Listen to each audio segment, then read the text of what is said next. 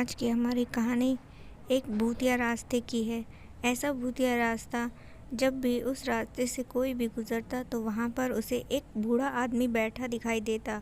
इस भूतिया कहानी को सुनने के लिए सबसे पहले आप हमारे चैनल को जल्दी से सब्सक्राइब कर लीजिए, क्योंकि आपकी मनपसंद हॉरर स्टोरी मैं अक्सर इस चैनल पर लाती हूँ। चलिए कहानी सुनते हैं। उस रात तेज़ बारिश होने लगी थी और किशन अपनी बाइक पर जा रहा था। वो पूरी तरीके से भीग चुका था। वो किसी ऐसी जगह की तलाश में था जहाँ पर वो ठहर सके। वो अक्सर एक रास्ते से जाता था और उस रास्ते पर उसे एक बूढ़ा आदमी बैठा दिखाई देता था। वो बूढ़ा आदमी कई बार उसकी बाइक के पीछे भी आता था और किशन समझ नहीं पाता था कि एक बूढ़े इंसान के अंदर इतनी ताकत कैसे हो सकती है। लेकिन वो हमेशा अपनी बाइक पर होता था इतनी जल्दी में कि कभी वो कुछ सोच ही नहीं पाया इसके आगे। और उस रात जब बारिश हो रही थी तो वो उसी रास्ते पर एक पुराना सा घर देखता है। उसे लगता है कि उसे बारिश से बचने के लिए उसी रास्ते पर जो घर है वहाँ पर ठहर जाना चाहिए। और फिर इसके बाद वो अपनी बाइक को उस घर के साइड में खड़ा करता है और उस घर के बाजू में जाकर खड़ा हो जाता है। वो तभी देखता है कि वो जो बूढ़ा आदमी है वहीं बारिश में खड़ा भीग रहा था। उसे ये अजीब लगा। उसने उस बूढ़े आदमी को आवाज़ लगाई और कहा, बाबा आप यहाँ मेरे साथ आकर खड़े हो जाइए।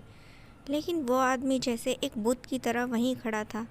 उसे ये चीज़ अजीब लगी। उसे लगा शायद वो असमर्थ हो।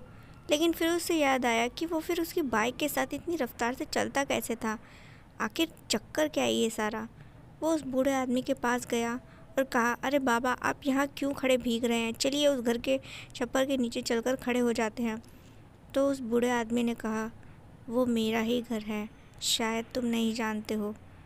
तो यहाँ पर जो किशन बोला, अच्छा वो आपका ही घर है, चलिए तो फिर। और फिर इसके बाद जो था किशन उस बूढ़े आदमी को अपना हाथ पकड़ाकर धीरे धीरे उसे बारिश से बचाते हुए उस घर के छप्पर के नीचे लेकर पहुँचा। तो यहाँ पर किशन ने कहा, फिर तो आपके पास इस घर की चाबी भी होगी, इस पर ताला लगा है। तो इस पर उस बूढ़े आदमी ने कहा, नहीं मेरे पास इस घर की चाबी नहीं है, न जाने वो कहाँ खो गई। तो इसके बाद जो था किशन बड़ा हैरान था। वो उस बूढ़े आदमी से यहाँ वहाँ की बहुत सी बातें करने लगा और पूछने लगा कि भाई चाबी कहाँ गायब हो गई और वो कितने दिन से इसी तरीके से घर के बाहर खड़ा है। वो बूढ़ा आदमी ज़्यादा कुछ कह नहीं रहा था, लेकिन जो भी कुछ बोल रहा था बहुत ही ज़्यादा अजीब सी बातें थीं। किशन को उस बूढ़े बाबा की बातों से कुछ अजीब महसूस हो रहा था। उनकी बातें सुनकर वो कुछ परेशान सा भी होने लगा था, क्योंकि उनकी आवाज़ में एक अजीब सा ठहराव और गहराई थी, एक मातमनुमा सा एहसास जो कि किशन के दिल को चीर रहा था। उसने कहा, तो अगर मैं इस घर का ताला तोड़ दूं तो आपको कोई प्रॉब्लम तो नहीं होगी, फिर आप अपने घर में जाकर रह सकते हैं। उस बूढ़े आदमी ने कहा, नहीं मुझे अब इस घर में नहीं जाना, मेरा कोई लालच नहीं है इस घर में जाने का, मेरे साथ है ही कौन रहने वाला। किशन जो था वो हैरान हो रहा था।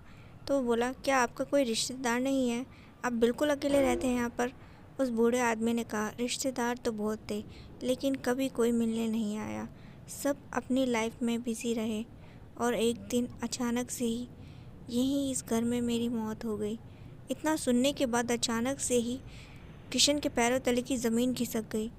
वो सोचने लगा कि भाई ये बूढ़ा आदमी ये कैसी बात कर रहा है। उसे लगा शायद मजाक कर रहा होगा, लेकिन फिर तभी उस बूढ़े आदमी का चेहरा अचानक से ही डरावना सा हो गया, जैसे कोई लाश। इतना देखने के बाद किशन घबराने लगा। वो एकदम से उस आदमी से जैसे दूर हुआ। तो उस बूढ़े आदमी ने कहा, नहीं तुम डरो नहीं, मैं तुम्हें जान से थोड़े ही मार रहा हूँ, मैं तो बस चाहता हूँ कि तुम यहाँ मेरे साथ रहो हमेशा के लिए। तभी अचानक से ही किशन को चक्कर से आने लगे और वो बेहोश हो गया। और जब उसकी आंखें खुली तो उसने देखा कि वो घर के अंदर है। उसे रियलाइज़ हुआ कि शायद ये वही घर है उस बूढ़े आदमी का।